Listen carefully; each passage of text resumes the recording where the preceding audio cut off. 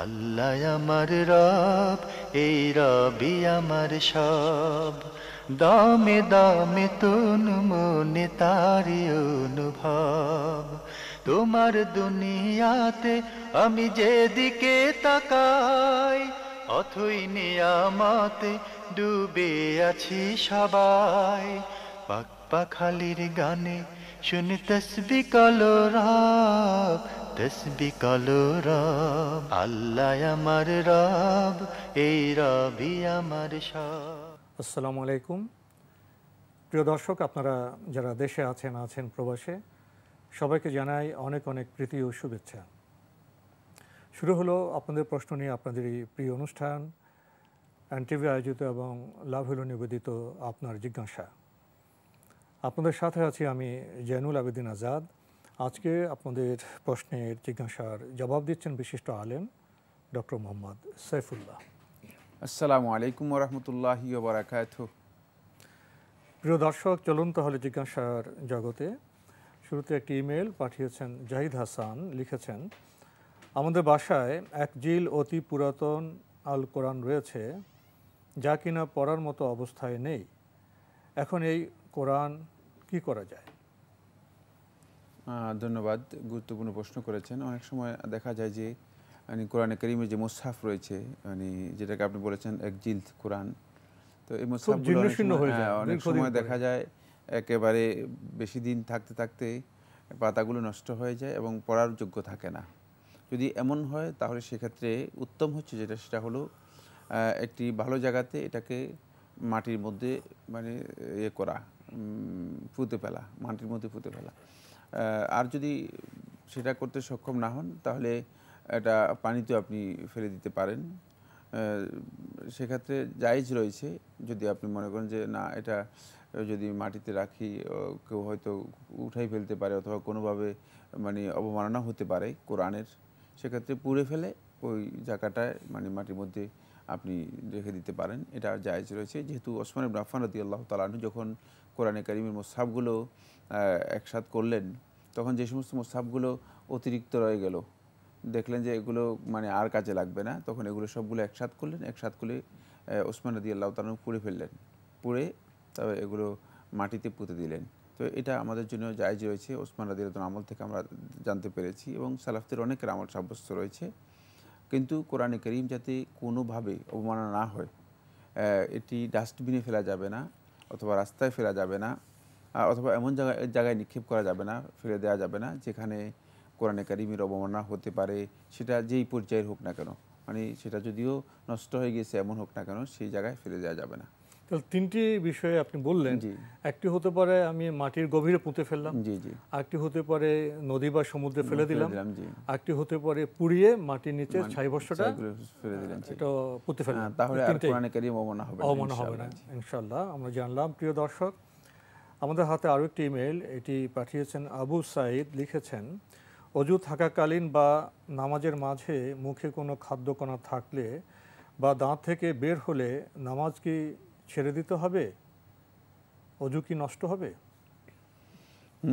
ধন্যবাদ, গুরুত্বপূর্ণ প্রশ্ন। সেটি হচ্ছে, না, অজু আছে, নামাজের মধ্যে আছেন, এমন অবস্থায় দাঁত থেকে কিছু বের হলো অথবা মুখে থেকে কোনো একটা খাদ্যকণা বের হলো, তাহলে আপনি ওই খাদ্যকণাটুকু ফেলে দিলেই যথেষ্ট, আর কিছুই করতে হবে না। নামাজ নষ্ট হবে না, অজু নষ্ট হবে না, কোনোটাই নষ্ট হবে না। এটা শুধুমাত্র ওই খাদ্যকণাটুকু বের করে ফেলে দিলেই যথেষ্ট হয়ে যাবে ইনশাআল্লাহ। আমরা জানলাম। প্রিয় দর্শক, আমাদের হাতে আরও একটি ইমেল, এটি পাঠিয়েছেন রেজাউল করিম। লিখেছেন, জারিদ নামের অর্থ কি? কি নাম? জারিদ। আমরা তো নামের অর্থ বলি না, কিন্তু শুরুতেই জারিদ। জারির না জারিদ? বর্গজ আকার বসনো রস্যিকার দ। জারিদ। জারিদ হলো মুক্ত, সম্পূর্ণ মুক্ত অথবা স্বাধীন, এই ধরনের অর্থ ব্যবহার হয় থাকে। এটা আরবি ব্যবহার আছে। লিখেছেন, রোজা রেখে কি ফেসবুক চালানো যাবে? না, সিয়ামের যে অবজেক্টস রয়েছে, সিয়ামের অনেকগুলো গুরুত্বপূর্ণ মাকাসিদ আছে, লক্ষ্য আছে। সে লক্ষ্যে যদি আপনি পৌঁছতে চান তাহলে আপনি ফেসবুকের মাধ্যমে সেই লক্ষ্যে আসলে পৌঁছতে পারবেন না। বরং সিয়াম পালনের সাথে আপনাকে খেয়াল রাখতে হবে যে যেটি জাবির ইবনে আব্দুল্লাহ রাদিয়াল্লাহু আনহু বর্ণিত হাদিসের মাধ্যমে এসেছে, অথবা আব্দুল্লাহ ইবনে মাসউদ রাদিয়াল্লাহু আনহু বর্ণিত একটি রিওয়ায়াতের মধ্যে এসেছে, ফাল তাসুম জাওয়ারিহু, মানে সে নিজে সিয়াম পালন করবে, তার সাথে তার অঙ্গ প্রত্যঙ্গ সিয়াম পালন করবে, তা পুরো সপ্তাহ, হ্যাঁ পুরো সত্তাই, মানে পরিপূর্ণরূপে আপনি একজন সাইম। আপনার চোখের সিয়াম হলো না, আপনার মুখের সিয়াম হলো না, তারপরে আপনার পায়ের সিয়াম হলো না, হাতের সিয়াম হলো না, শুধুমাত্র আপনি পানাহার থেকে বিরত থাকলেন, এটা একেবারেই নমিনাল সিয়াম, এটাকে বলা হয় তাকে মানে সাধারণ সিয়াম, একেবারেই সাধারণ সিয়াম, যেটি মানে যে কেউ করতে পারে, যে কেউ করা সম্ভব। প্রকৃত সিয়ামের যে অবজেক্ট রয়েছে সেখানে পৌঁছতে পারবেন না। আর ফেসবুক, আপনি তো জানেন, ফেসবুক আপনি ওপেন করলেই সেখানে কত যে কিছু দুনিয়ার যেটা আপনার দরকার নেই, যেটার সাথে আপনার কোনো সম্পর্ক নেই, সেগুলো আপনি এখানে চলে আসবে।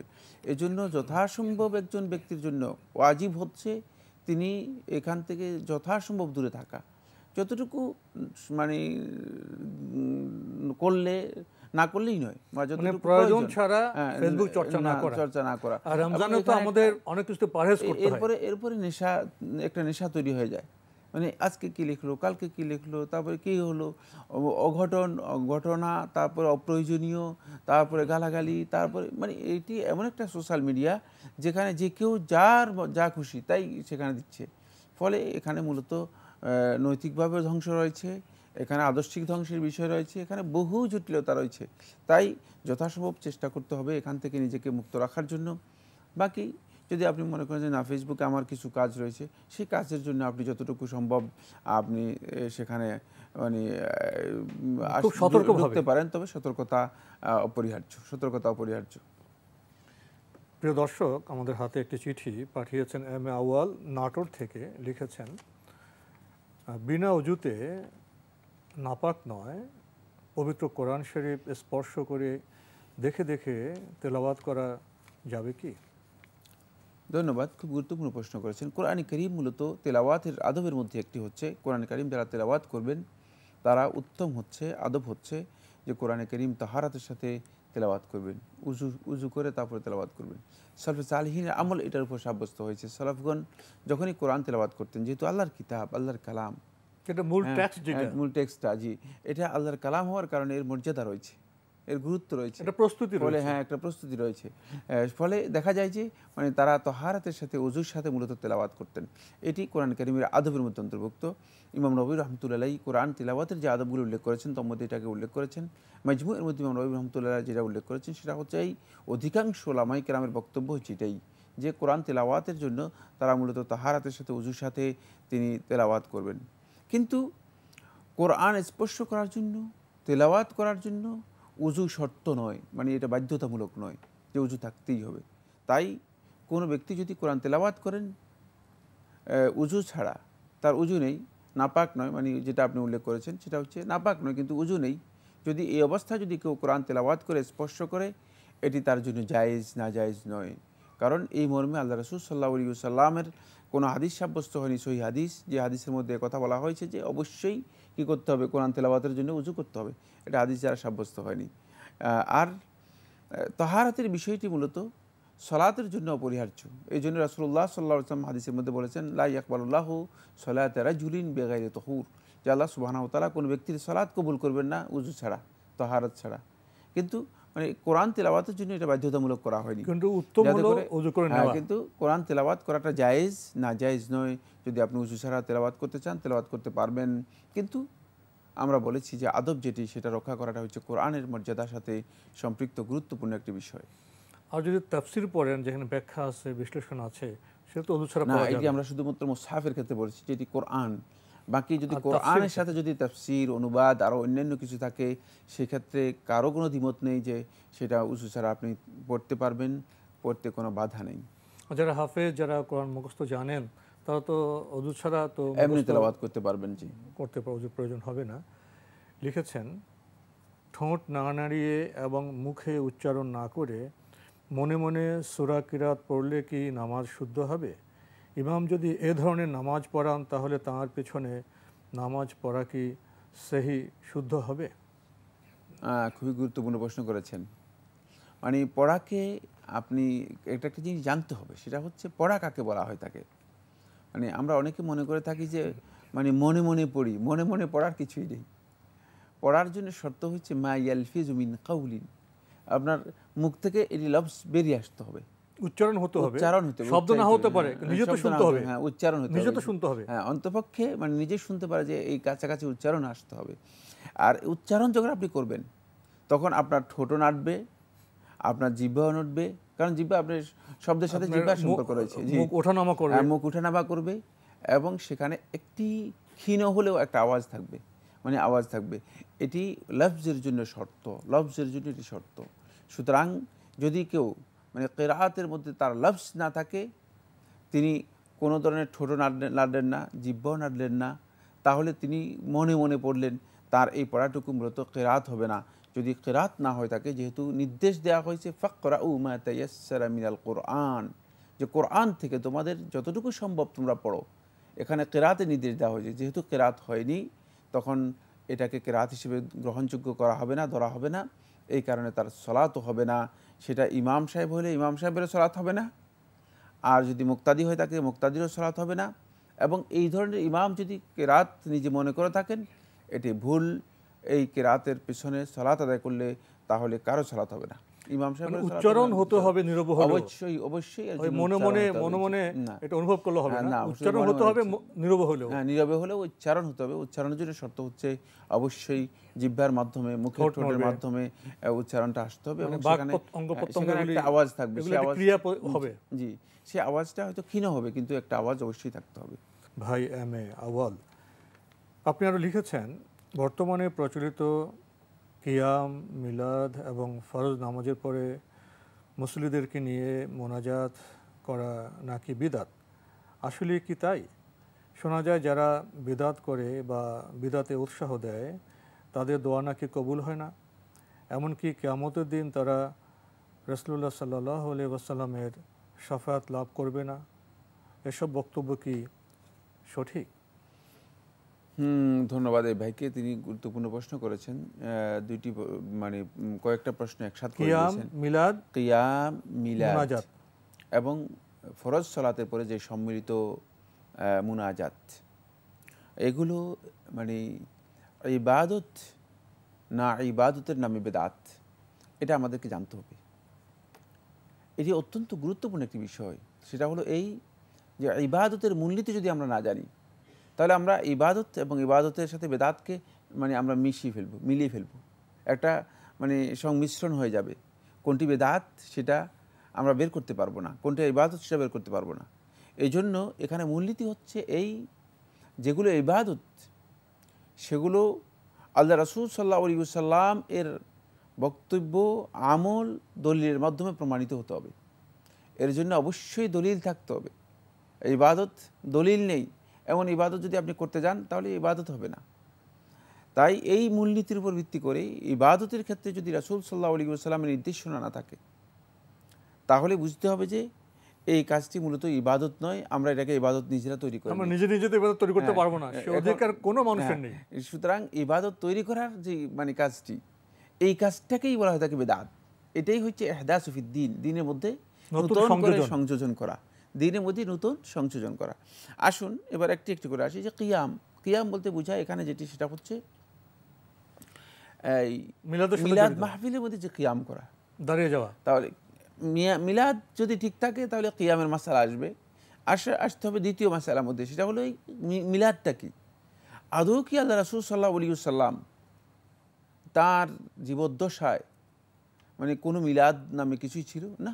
কিছুই ছিল না। একটি রিওয়ায়াতের মাধ্যমে সাব্যস্ত হয়।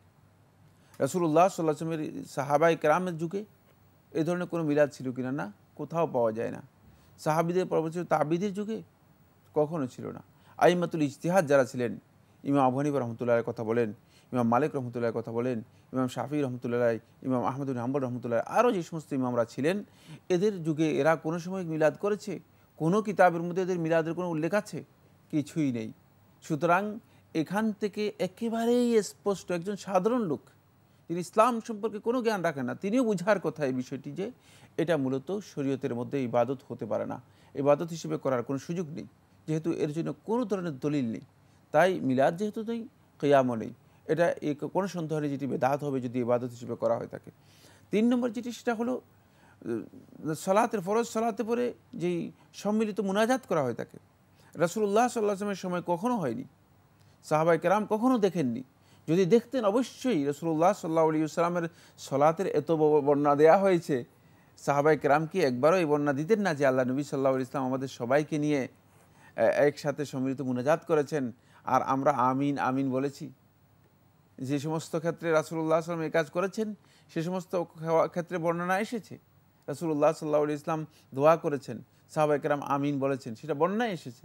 কিন্তু কখনো আল্লাহ নবী সাল্লাল্লাহু আলাইহি ওয়াসাল্লাম তার জীবদ্দশায় সালাত ফরজ হওয়ার পর থেকে আরম্ভ করে রাসূলুল্লাহ সাল্লাল্লাহু আলাইহি ওয়াসাল্লাম প্রায় 14 বছর সালাত আদায় করেছেন, জামাতের সাথে সালাত আদায় করেছেন। এক দিনের জন্য, একবারের জন্য, এক ওয়াক্ত সালাতের জন্য আল্লাহ নবী সাল্লাল্লাহু আলাইহি ওয়াসাল্লাম কখনো সম্মিলিতভাবে এই মুনাজাত করেছেন মর্মে একটি রেওয়ায়েতও সাব্যস্ত নেই, এমনকি মিথ্যা রেওয়ায়েতও নেই, মিথ্যা কোনো রেওয়ায়েতও নেই। এগুলো বিভিন্ন ধরনের বিভ্রান্তি দিয়ে আমাদের সমাজের মধ্যে বিভিন্ন ধরনের আলোচনা করা হচ্ছে, যেমন শাক দিয়ে মাছ ঢাকার মতো বক্তব্য দেওয়া হচ্ছে, যেটি একেবারেই বিভ্রান্ত বক্তব্য। তাই এই কাজগুলো মূলত ইবাদত হিসেবে করার সামান্যতম সুযোগ নেই। এই কথাই আল্লাহ নবী সাল্লাল্লাহু আলাইহি ওয়াসাল্লাম বলে গেছেন হাদিসের মধ্যে। হাদিস আয়েশা রাদিয়াল্লাহু তাআলা আনহা সহিহ মুসলিমের মধ্যে এসেছে, রাসূলুল্লাহ সাল্লাল্লাহু আলাইহি ওয়াসাল্লাম বলেছেন, মান আহদাসা ফি আমরিনা হাযা মা লাইসা মিনহু ফাহুয়া রাদ, যে আমাদের দ্বীনের ব্যাপারে, দ্বীনের মধ্যে এমন বিষয় নতুন করে আবিষ্কার করলো যার উপর আমাদের দিক নির্দেশনা নেই, যেখানে আমাদের নির্দেশনা নেই, এমনি আবিষ্কার করে নিল, ইহদাস করলো, নতুন সংযোজন করলো, ফাহুয়া রাদ্দুন, সেটা প্রত্যাখ্যাত, সেটা কোনোভাবেই তোমরা গ্রহণ করবে, এটা বাতিল, কোনোভাবে গ্রহণযোগ্য হবে না। তাই এই কাজগুলো মূলত ইসলামী শরীয়তের মধ্যে বেদাত নয়, এগুলো প্রত্যাখ্যাত কাজ, এটা ইমানদার ব্যক্তিগণ কোনোভাবেই করতে পারবে না। অনেক পরে এগুলো আবিষ্কার হয়েছে, আপনারা এগুলোর ইতিহাস দেখবেন তাহলে আপনাদের স্পষ্ট হয়ে যাবে যে কারা আবিষ্কার করেছে, একটা কেন আবিষ্কার করেছে, কিভাবে আবিষ্কার হয়েছে, সে বিষয়গুলো আপনারা জানতে পারবেন। এগুলো মূলত ইবাদত হিসেবে করার কোনো সুযোগ নেই, ইসলামের মধ্যে এগুলো ইবাদত ছিল না কোনো সময়ই, বরং রাসূলুল্লাহ সাল্লাল্লাহু আলাইহি ওয়াসাল্লাম এই সমস্ত ক্ষেত্রে দিক নির্দেশনা আছে। ফরজ সালাতের পরে আল্লাহ নবী সাল্লাল্লাহু আলাইহি ওয়াসাল্লাম যে আজকারগুলো শিক্ষা দিয়েছেন আমরা সেগুলো আদায় করতে পারি, সেগুলো রয়েছে, সেই আজকারগুলো সুন্নাহ যেটা সেটা আমরা অনুসরণ করতে পারি। এক্ষেত্রে সুন্নাহ রয়েছে, সুন্নাহ অনুসরণ করাটাই হচ্ছে মূলত ইমানদার ব্যক্তিদের কাজ, সেক্ষেত্রে বেদাত থেকে দূরে থাকতে হবে। এরপর আপনি বেদাতের পরিণতি সম্পর্কে গুরুত্বপূর্ণ কথা বলেছেন দুইটি। এক নম্বর হচ্ছে বেদাতি ব্যক্তি বেদাত যদি করে তার দোয়া কি কবুল হবে কিনা। হ্যাঁ, ইবনে ওয়াদ্দাহ রাহমাতুল্লাহ আলাইহি আল বিদা ওয়াল মুহদাসাতের মধ্যে উল্লেখ করেছেন, একাধিক রেওয়ায়েত উল্লেখ করেছেন, একটি দুটি নয়, অনেকগুলো রেওয়ায়েত উল্লেখ করেছেন যে বেদাতি ব্যক্তির মূলত আল্লাহ রাব্বুল আলামিনের কাছে তওবা এবং দোয়া কোনোটাই কবুল হয় না।